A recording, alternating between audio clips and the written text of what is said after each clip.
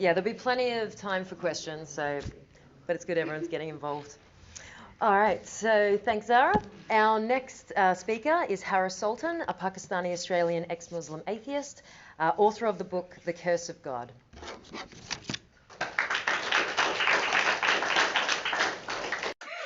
Okay, well, good afternoon, everyone. I want to say thanks to John Perkins and the Secular Party of Australia for hosting this event. It's the second event.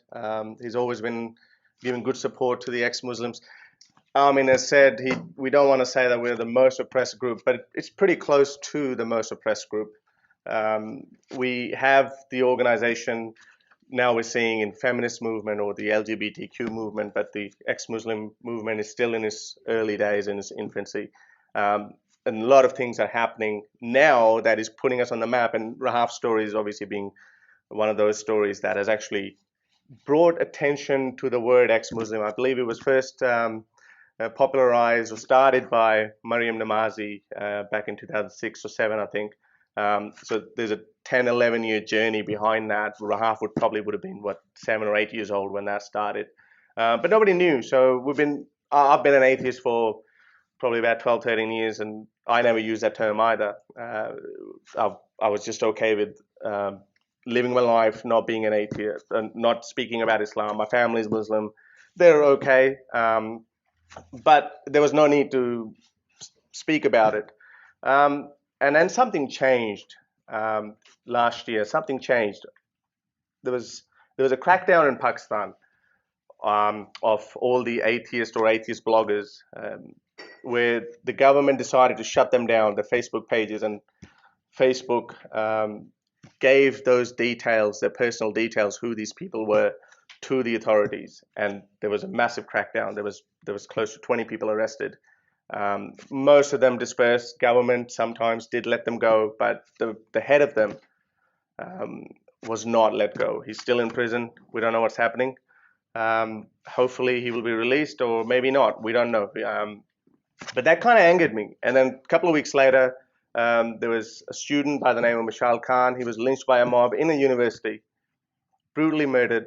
When the body was given to his mother, she tried to hold his hand, and she said every bone in his hand was broken. Now this happened at a university, and as Armin said, the people in these countries, they're doing exactly what we're doing, and with a relative comfort. I hope there's no one outside with a vest, but it is happening in those countries. The people getting butchered by mobs for simply speaking about it. And the only downside is it doesn't hit the mainstream media. And you wonder why that is. I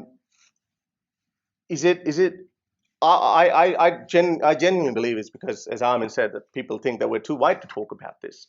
We don't want to bring that out, and we don't want to be called that you're Islamophobe, this dreaded term, whoever invented that. You're racist, you're a bigot. It's a bit of a conundrum. It seems like an alliance. It's that unholy alliance that no one could have guessed that 30 years ago. If ex-Muslim movement had started in the 70s, I think all the hippies would have been on our side. They all would have been saying, yes, let's just spread free love. It's okay to be gay. It's okay to be a woman and wear shorts and everything. But I think we were running a little late. I think we were 40 years too late. And now the Western world has gone through that metamorphosis where they've evolved through that. Okay, we've corrected our society, we've promoted liberal values, but now we're not going to talk. Now we also have to protect the minorities. And Muslims, fair enough, are kind of minority, but they are ignoring the minority within the minority. Rahaf's story is just one story that, thankfully, it actually kind of surprised me why it actually got that big.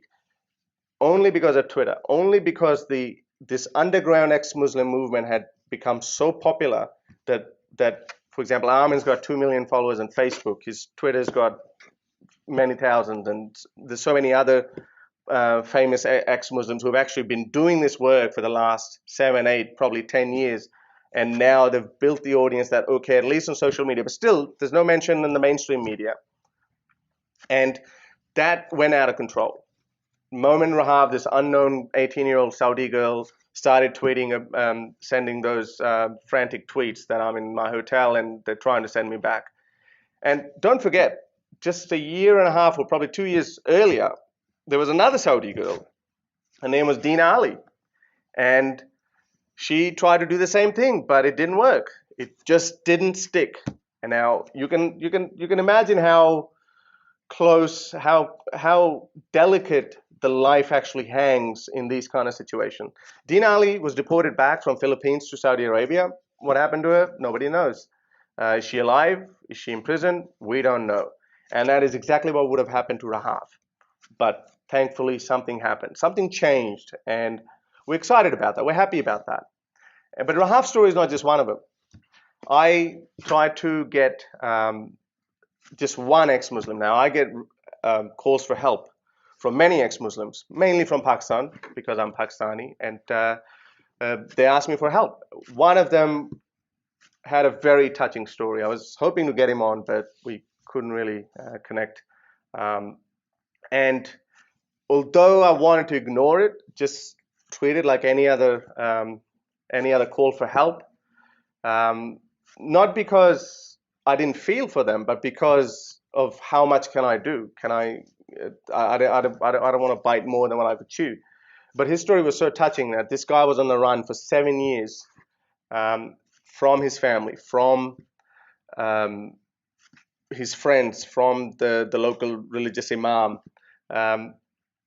And I thought, okay, what can I do? He wanted to escape from Pakistan into some place where he can just sit down and probably seek asylum. He didn't have the luxury because he didn't have a powerful passport. He had a Pakistani passport.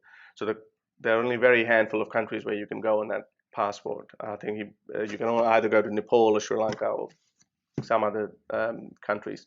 And that was his plan, that he'd fly there and then he'd apply for asylum. And he would go, and then he would hopefully be resettled in either in Australia or Canada or America or UK or some other good European country. That was his story, and I didn't know how to do it. I said, okay, let's set up GoFundMe page, and did that. I'd sent his story to many mainstream media outlets, and nobody wanted to touch it. And anyway, so thanks to the support of people, we did manage to raise just enough money that we could actually now send him. So he's in Nepal right now, where he might have to wait another 6-7 years before he's actually resettled either in Australia or anywhere. But probably not Australia. We are, as Zara said, we are lagging a bit behind on those issues. That's just one more story. So now you might have heard of Rahaf. Now you've heard of Spartacus, but there's so many people. How do we handle this? What do we do? And I'm generally an optimistic person, and I genuinely believe that there would be a point, it's very close to that tipping point, when something like this happen again and these governments will be forced to do something, their own governments. 2012 Gallup survey suggested we have 2% people in Pakistan that are convinced atheists, not just agnostics, not non-religious, confirmed atheists. 2%, yeah, you might think it's a very small number, but that translates to 4 million people. That's what is roughly the population of Victoria. It's bigger than the population of many European countries. Now that is a big number. What is happening with these people? Well, they are right now whinging and talking about their experiences on Facebook or social media. But that cannot sustain like that forever. And that number is going to constantly grow. This number was actually 1% in 2005. So in 7 years, it doubled. Let's hope it doubles again. And that is what we're trying to do, to actually encourage these people to say, okay, obviously you can't just all 4 million people from Pakistan alone can go somewhere else. I think Saudi Arabia has 5%, which translates something like 1.5 million or something. These numbers are growing, and these countries would have to do something about it. They have to acknowledge now that something is happening. When Rahaf's story happened, there was a hashtag on Twitter that was trending very aggressively, and there were thousands of tweets on that where women said, we're going to start leaving Saudi Arabia if these guardianship laws don't change. Where do these guardianship laws come from? One could interpret Quran differently, but there are interpretations that women are meant to be the secondary authorities in a household. And all of these people who actually say, okay, well, this has got Saudi Arabia is barbaric, ISIS is barbaric, Taliban are barbaric, they've got nothing to do with Islam. Sure, someone said earlier that Islam can't be, it's a literal word of God. We know that. That is the claim. But within Quran, there's so many interpretations. You would find a beer-drinking Muslim, and then you would also find a Muslim who would aspire to blow himself up. Now, these are not obviously mutually exclusive things. I mean, as we know, some of the terrorists in France and even the American ones, that they were happy to go to strip bars and still blow themselves up the next day. So all of these kind of things happen, but the interpretations are there, and that's why I slightly differ with Armin, and I hope we'll get to speak in Q&A about that. But I'm just hoping and expecting this tipping point to be reached. And yes, it's happening a lot in the underworld, as I said, if you want to call the intellectual dark web, it's happening a lot. And it's only a matter of time when these mainstream medias are going to start picking it up. My only problem with our own atheist community. We don't like the word community because, as Armin said, we don't want to be acting like the church, or we don't want to be saying, okay, we have our gathering as well. It's just one of those things. We just don't want to do it. People don't want to do it. But my grievance is, for example, in an event like this, we had so many people who showed interest initially, and then they decided to not show up because they were concerned about the security. They thought that there might be a security threat. I think John did tell a lot of them that no, there's no likelihood of that happening. I think that's a bigotry of low expectation as well, not only just from atheists, but also from the mainstream media as well. Okay, we know if we say something to these people, they're going to get upset, so we're not going to talk about this. Let them handle it. Fine, if you're too white to talk about Islam, okay, don't do it. But at least don't stop those who are trying to do it. That's all what we're doing. Yes, it is a brown man's problem. And brown men and women are actually trying to do something about it. So don't stop them, and just let's be a part of it. Let's just have conversation. And I think it's also a moment of self-reflection for those Muslims as well.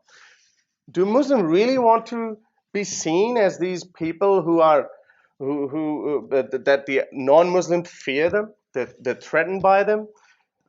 Muslims would love to tell you, and to some extent, to their extent, it is kind of true that when they say that ISIS or Taliban or they've got nothing to do with Islam, they want to say that. Then this is the moment for them to demonstrate that okay, we don't agree with your atheism, we don't agree with your criticism of our religion, but fine, it's okay. But there's a fear in the mainstream liberal or the mainstream media that okay, we talk about this, that's going to offend those Muslims. I was actually watching a very interesting clip when Charlie Hebdo happened and the attack happened, and it involved Christopher Hitchens. Obviously, it's a long story, long time ago that thing happened, where the CNN woman said that the anchor woman said, well, we should respect Muslims about the beliefs, and that's why we're not showing the cartoons of Muhammad on our screens. And Hitchens, as witty as he said, well, you're not showing it out of respect, you're actually showing it out of fear. Because you know that if you showed it, your CNN journalist somewhere might get killed, or your office might get attacked. And the host actually said, yeah, we are a little bit worried about that too. That's why we didn't show it. So is this a reputation that Muslims want to hold? I'm sure there would be so many who would not want to hold that reputation. They would want people to think, okay, we are civilized enough, just like anyone else. You want to criticize us, we'll give you an answer, and we'll go with that. How are we doing for time? Manny? Should we take some questions if anyone has a question? Yes? Yeah, I was just going to say, what I'm hearing is a little bit simple-minded, really. There's a lot more to be explored here. I mean, it's a question of spiritual freedom, like what I was getting from the two previous speakers was their anger. Destroy Islam. Well, if you start telling Islam that our path for our spiritual freedom consists in destroying Islam, aren't you sort of making things more difficult for yourselves? To be honest, I really don't understand what spiritual is. Well, what is it? Can anyone explain to me what spirituality is? Spiritual means the mind. We have mind's body. Well, the ancients would separate the mind itself into two parts and say there's a more spiritual aspect to the body. Yeah, what is that spiritual aspect? Well, I know consciousness. The mind is, for example, the one that would dabble in scientific thoughts. And then there's what they term the lower mind, which is more concerned with satisfying the body. Now, it's just... There's no scientific evidence for that, you know that. It's consciousness, that's all there is. There's consciousness, we're aware of our surrounding around it, that's it. Now it's a little bit simple, but that is a perspective. Well, It's a perspective they had in ancient times that, yes, there is a body, there is a mind, and we can divide the mind into two parts. There's a mind which is more animal, and there is a mind which is more sophisticated. That's just a perspective. yeah, but look, these are all different philosophies that people aspire to, but it's not really anything scientific about that. People. You believe you don't have to deal with the complexities. We can just toss the complexities aside. It's all simple. We'll just walk out the door and we'll be in heaven. It's not simple at all. The universe is very complicated. We try to understand. But it's got nothing to do with the spirituality definition that you're throwing in. No one has ever been able to define spirituality. People say that, okay, we are feeling this transcendent feeling when you listen to this nice music or when you listen to poetry. Yeah, I'm feeling something. There's this tingling feeling down my spine. That is something. What we have come to understand is that is all conscious. That's just consciousness, and there's activity going on in our brain. That is just telling what it is, how we're feeling. The spiritual aspect, the unknown, has often been credited to spiritual aspect, and that's what a lot of Hindu, the Buddhism, for example, they're massive on that. But no one has ever been able to explain what spirituality is. Are you just talking about okay? Well, I get the part where a lot of people say maybe we have a God gene in us that we want to believe in a God. We just have that something in us that we want to believe that there's a big daddy up there waiting for us. Everything's going to be fine. He's just going to hold us in our arms and he's going to welcome us to the heaven. But people still can't reconcile with the fact that there is hell as well by the same big daddy. So okay, so you want to pick a different religion now? The religion where there's only heaven and there's no hell? Where's the fun in that? I mean, then okay, if we're all going to go to heaven, fine, okay, then let me go and do whatever I want to do. So it's obviously we have to build our society around certain principles, around certain laws, and those laws evolve, those philosophies evolve, and that is a product of it. We have a 10,000-year history where we have gone, and we have gone because of that journey, and that journey is going to keep changing. Now, I often wonder what's going to happen, in 100 years' time. That what those people are going to look back at us. I'm just noticing your position is that if I'm an atheist, I think. If I cannot define it, it cannot exist. No, okay. So there has to be something there must be. I'm not saying that I'm the smartest guy, or I don't think that you would call yourself that either. You're saying something I don't know about doesn't exist. Well, there's no evidence for something.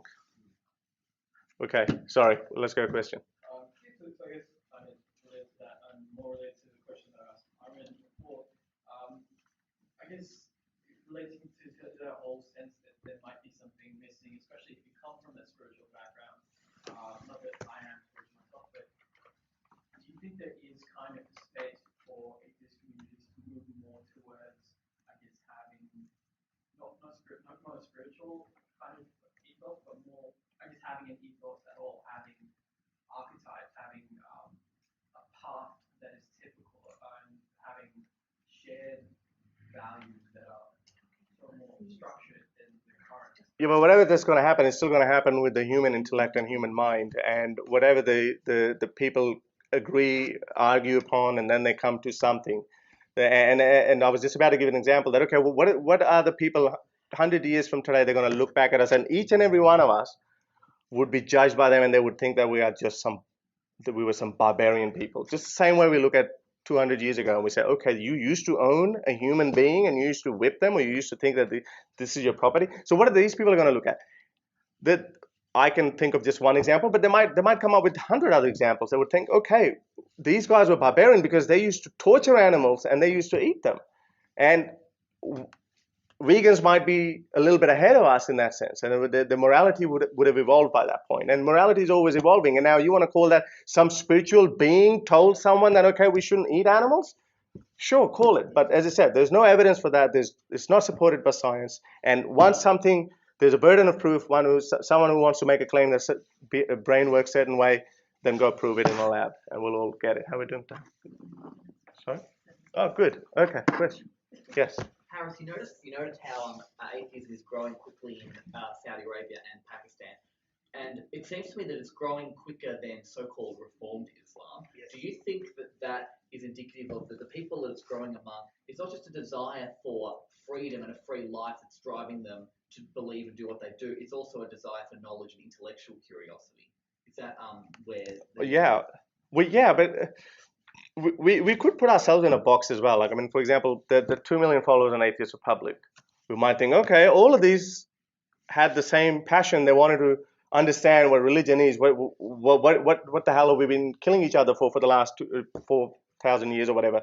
So we might think, okay, well, there is a growing urge to debunk religion and actually find what's happening with religion. But, 2 million is still very small compared to 8 billion. So we don't know. There's so many other people who just don't think about it at all. They just don't care about it, and they grow up with a certain thing. And I think I personally think there's more reform happening than actually apostasy happening.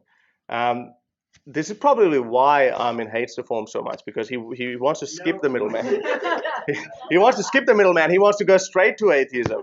But there are people who are doing a really good job in doing that, because they are actually reinterpreting Quran. They're actually modifying Islam. And the biggest example of reform of Islam is no Muslim country, and except for ISIS, which is a territory, it's not even a recognized country, except for ISIS, even Taliban did not endorse slavery.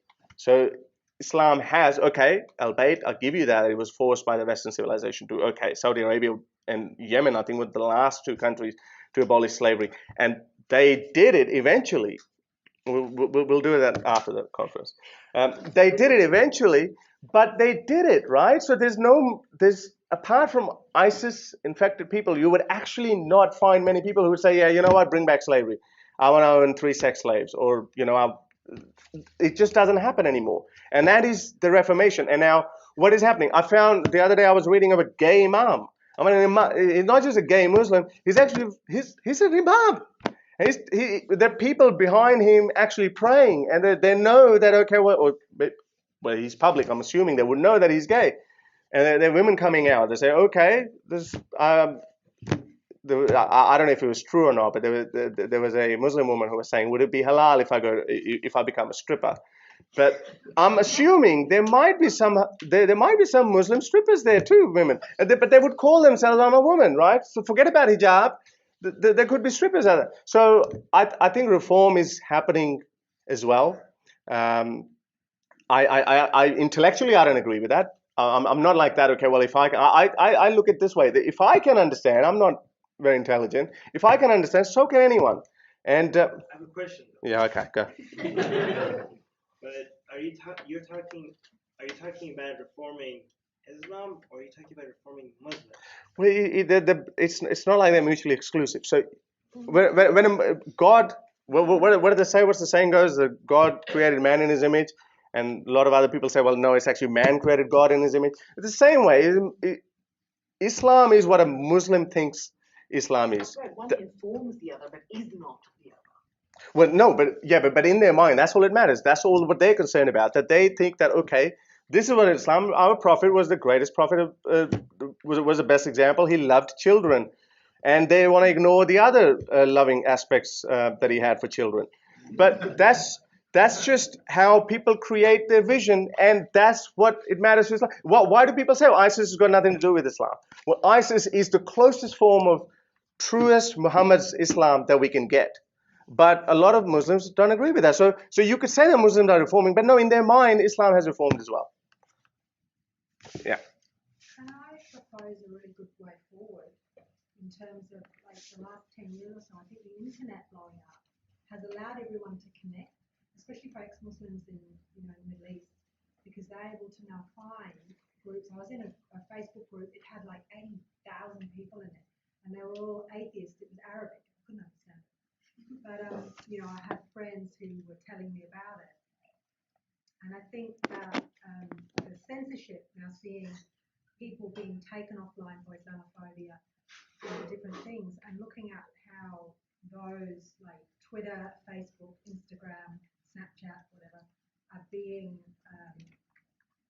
what's the word, when they stop them? Yeah, block them. Censoring going on. Yeah. I've got a friend who's a journalist who was actually sacked for being more outspoken about issues relating to leaving Islam and being against Islam and what have you.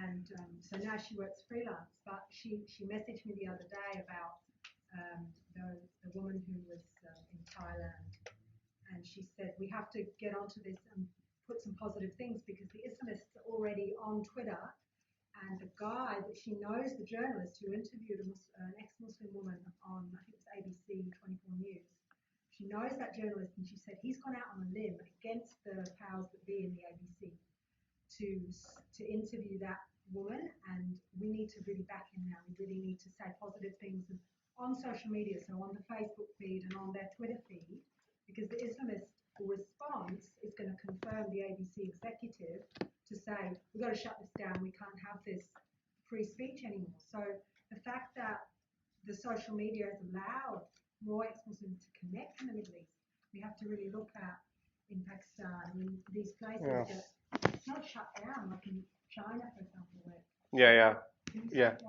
What? We just say what the ABC is for anyone who isn't Australian here. Sorry, say it again. Can you say what the ABC is for anyone who isn't Australian here? No, I actually wasn't aware of that. No. No, the ABC, I mean, the Australian Broadcasting Corporation, which is the government funded. Yeah. In Australia. Yeah. Well, that's what we're trying to do. But again, it's not just all hunky dory. With Facebook, as Armin said, that I have to create a new Facebook profile every 7 or 8 days or so. And Twitter apparently is just as bad. But I don't know. Twitter loves me for some reason. They haven't banned me yet, but I'm assuming it's going to happen at some point. So we're facing another battle on that front. So it's not only just the mainstream media that doesn't want to have anything to do with us, but it would actually be social media as well. But it's just a matter of time. How I would actually want to know about this journalist. I mean, if she, that's pretty brave of her to actually do that and actually risk a job over it. Time? Okay. All right. Okay. Thank you. To understand Islam and the Muslim world more, buy my book, The Curse of God, Why I Left Islam. Available in all your favorite online bookstores. If you like my work, then please support me on Patreon or follow me on Twitter.